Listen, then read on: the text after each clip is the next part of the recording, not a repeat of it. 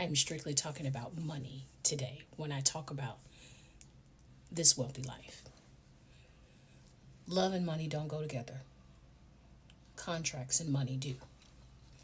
One of my favorite movies of all time, even before the new ones came out, was Dune.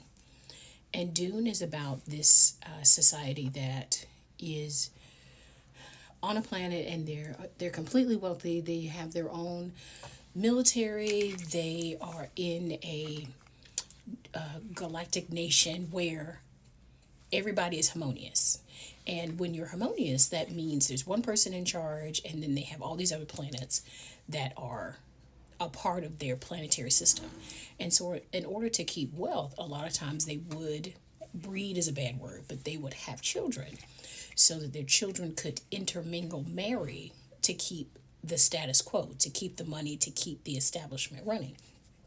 And so sometimes I think about that in the modern day age, and I use the example of the Obamas. Love them, love everything about him. But when he became president, I immediately thought, I've got girls, and it would be great if he would have had a son. Because think about what that lineage would mean just monetarily, just the name of it.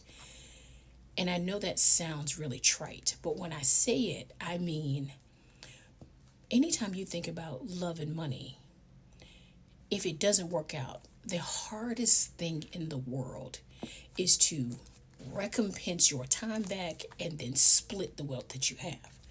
When it comes to contract and money, that's different.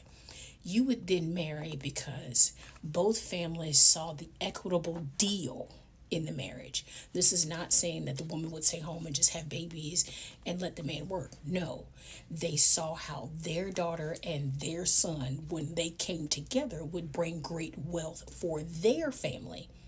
And I think in the hierarchy of it, if we look at it, isn't that what we want for most of us? We've all married for love. Some of us have married for love, and that was all we had. And then there's others who are strategic on how they partnership with a person.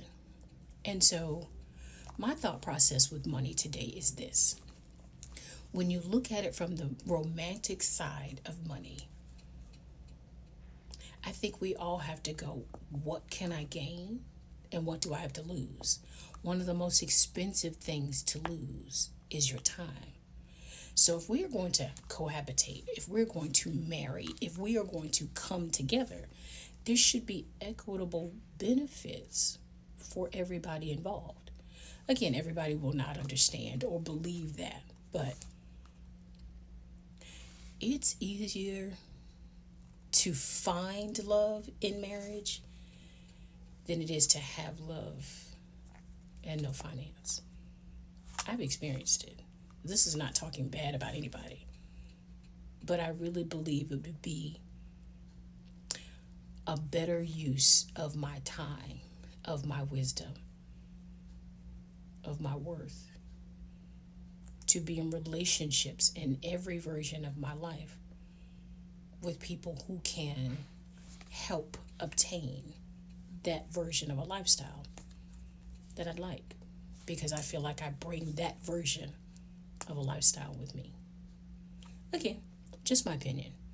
I welcome your thoughts because, again, your version of what low-key wealthy for you may differ from mine. But again, the wisdom is I can learn from anybody, and so can you. I'm just saying.